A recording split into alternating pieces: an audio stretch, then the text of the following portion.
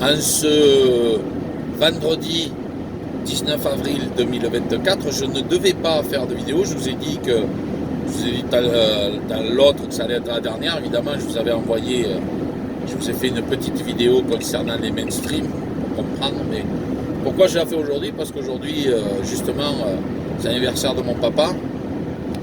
75 ans. Souvenez-vous, pour ceux qui suivaient ce que je vous ai raconté, depuis 2021, il a contracté une maladie. On ne rentrera pas dans les détails. Voilà, malheureusement. Mais il va quand même bien. Je suis content, on a bien parlé. Et on s'est remémoré ses souvenirs d'antan.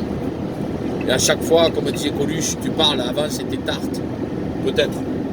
En effet, aucune, je dis bien aucune période n'a été réellement propice à l'homme. Parce que nous avons toujours été esclaves, c'est un fait. Maintenant, des esclaves qui ont eu des possibilités de travail, de fonder des familles.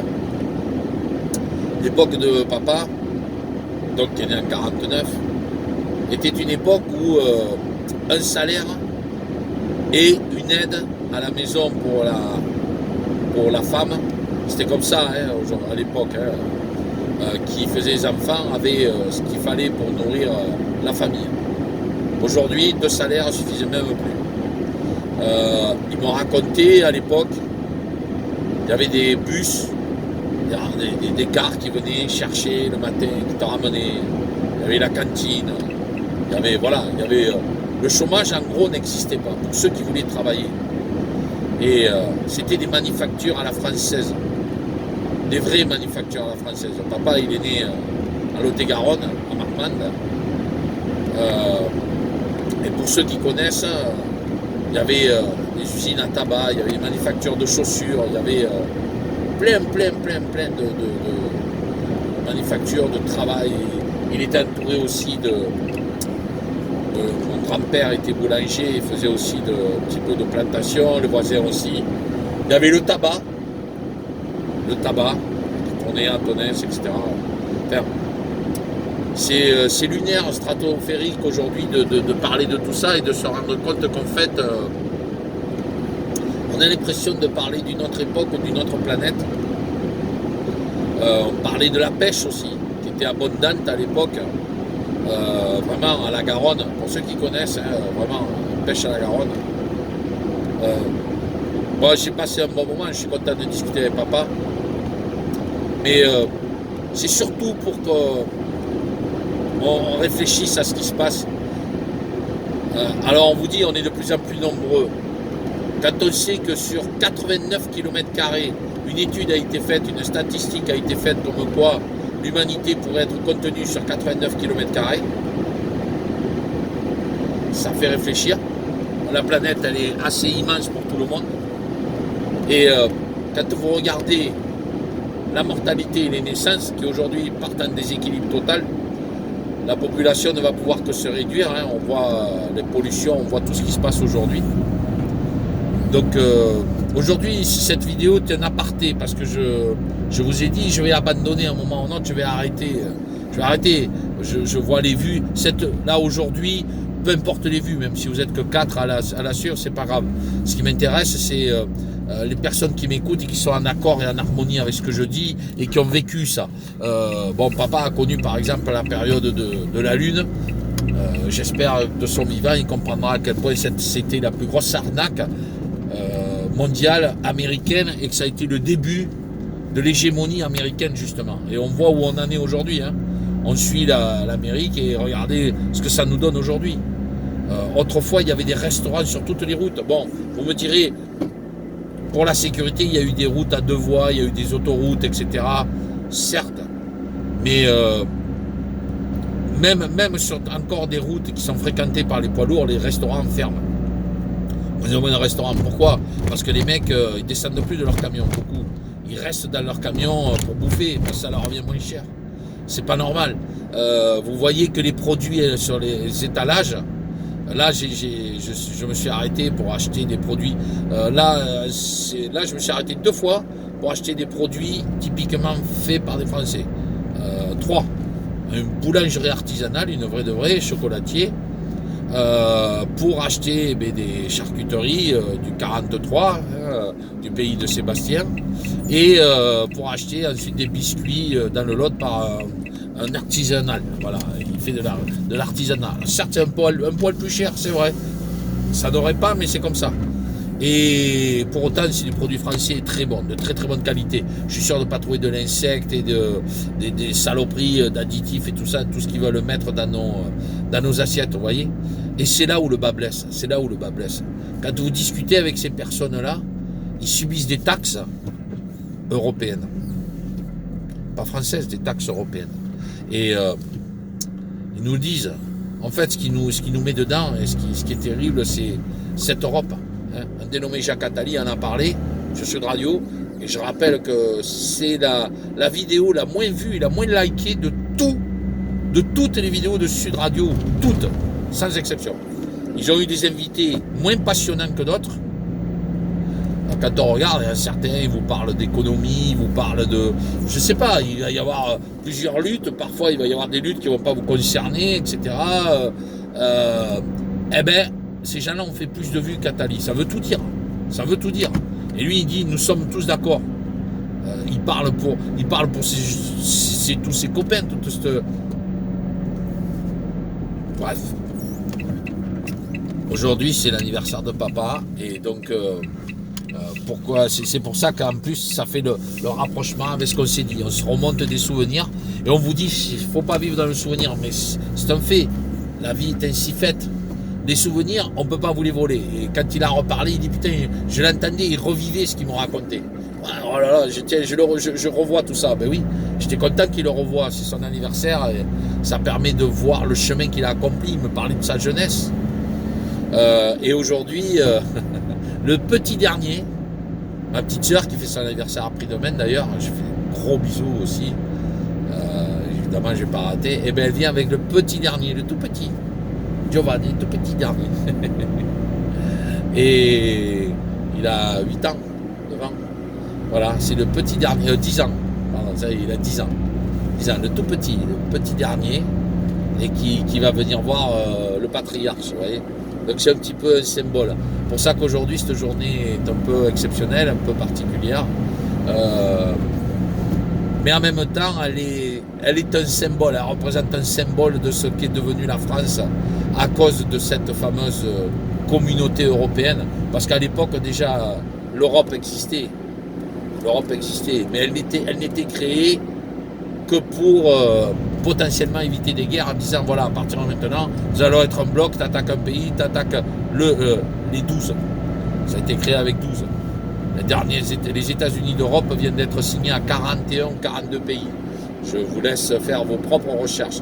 Et je vous ai dit encore, et je vous le dis, je répète, et je ne suis pas entendu, mais tant pis, vous verrez qui va être le président. Il est déjà prévu.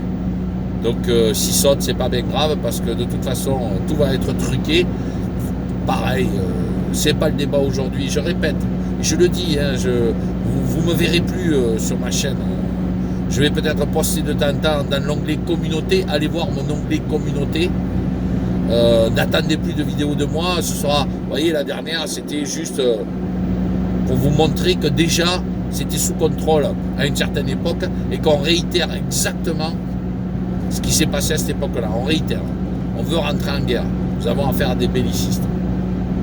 Et quand vous voyez cette génération baby-boom, vous vous dites que beaucoup, et c'est vrai, malheureusement, votent ceux qui y a encore au pouvoir. Sachez quand même une chose, c'est que ces gens-là sont trompés, c'est pas leur faute. Ils sont nés sous le régime de Gaulle qui a claqué la porte au nez de certains mondialistes qui voulaient déjà imposer Alors on aime, on n'aime pas, mais ça a été le début de la fin de la France en fait. Vous vous rendez compte que ça a été une décadence, ça a été une obsolescence programmée.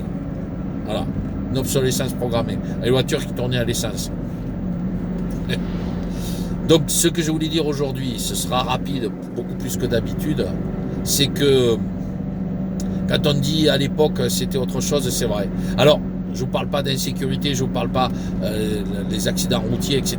Même si le professeur Raoult, je vous invite à aller le voir, sur géopolitique profonde, où moi j'écoute pas toujours tout, mais là c'est le professeur Didier Raoult qui a parlé et qui a donné des choses, qui a révélé des choses exactes sur l'électronique des voitures qui servent à rien aujourd'hui, si ce n'est tomber en panne. Sachez par exemple que l'AdBlue officiellement il sert à rien.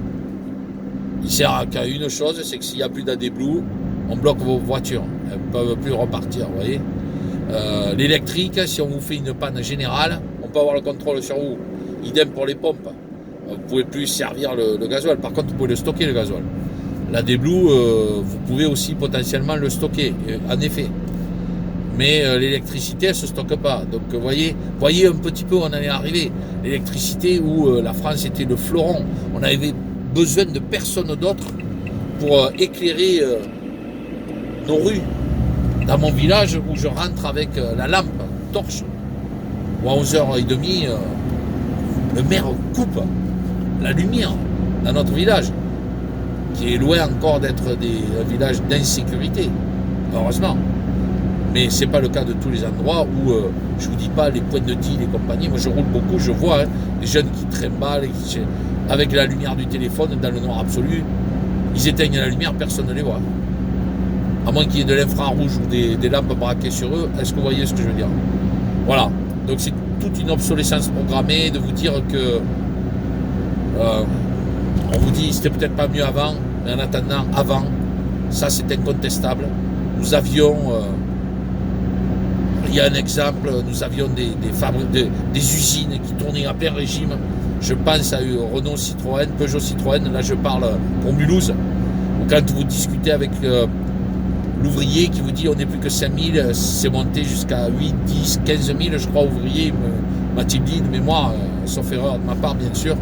Je ne peux pas vous le garantir, mais il me semble qu'il m'a dit que c'est monté jusqu'à 15 000. Et il me dit aujourd'hui, non seulement on n'est plus que 5000, mais en plus les voitures ne se vendent pas. Les voitures électriques, les Français les boudent. Voilà. Elles partent à l'étranger, et les Français boudent les voitures électriques. Et pour plusieurs raisons. Souvenez-vous ce que je vous ai dit. Vous faites si on rentre en gare par exemple, mais vous coupez l'électricité, comment vous rechargez vos voitures? Bon voilà quoi. On est de plus en plus dépendant de systèmes et en même temps ce système est en train de nous enterrer vivants. C'est la fin d'une ère, c'est la fin d'une génération, c'est la fin de... J'entends beaucoup de choses. Je me pose la question de savoir si c'est pas le début d'une autre et qu'il va peut-être falloir s'apprendre à vivre avec parce que papa, vous vous rendez compte que de 49 jusqu'à aujourd'hui, il a vu beaucoup de générations évoluer. Aujourd'hui, lui, Internet, ça veut dire devant son ordinateur envoyer des mails, voilà, faire des écritures, etc., prendre des réservations, parfois commander des produits, mais il n'a pas l'habitude. C'est le minimum de base, c'est-à-dire devant l'ordinateur à un moment donné. C'est pas toute la journée. Oui. Contrairement à moi, alors je vous laisse imaginer les gosses. Nous sommes dans une obsolescence programmée, nous sommes dans une décadence. L'humain, le pire ennemi de l'humain, finalement, c'est l'humain. Parce que sur cette planète, même si Einstein a dit que si les rats avaient le physique de l'humain, si ils avaient la même corpulence que les humains, c'est les rats qui domineraient cette planète aujourd'hui. Peut-être. Mais je crois savoir que les rats fonctionnent en groupe et ne s'entretuent pas. Nous, on est capable de s'entretuer. Pour une histoire de couleur, de religion, de politique, de tout ce que vous voulez. On est capable d'aller enfermer quelqu'un parce qu'il a dit, il a fait une boutade sur un épidémiologiste.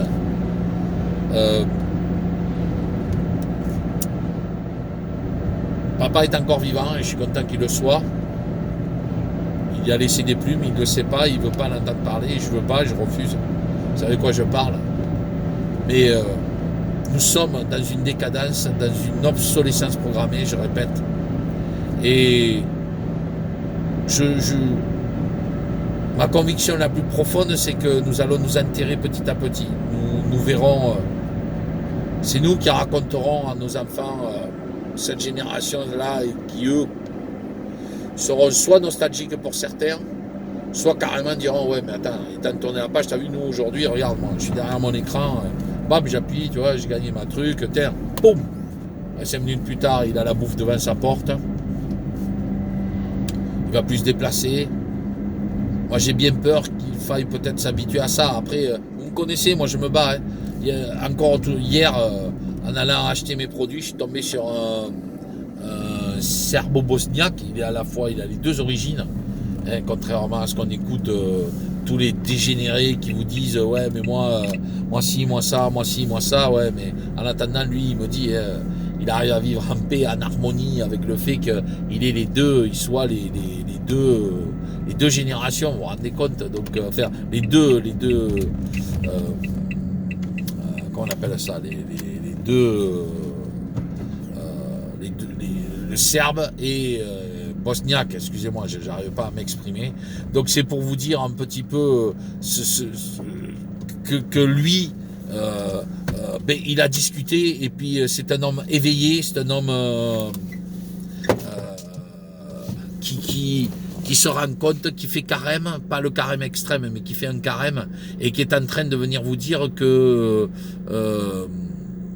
ben son père, quand il est allé là-bas, il a porté la muselière, il n'a pas gardé longtemps, ils l'ont regardé en disant tu fais quoi? Vous voyez, et il y a eu une interaction avec cette personne-là. Le petit moment où nous sommes allés faire travailler un produit local, il y a eu une interaction, il y a eu du vivant. Donc ça restera, mais je crois que ça restera vis-à-vis de notre génération. Notre génération, elle a grandi avec ça, plus ou moins, et elle continuera à vivre avec ça.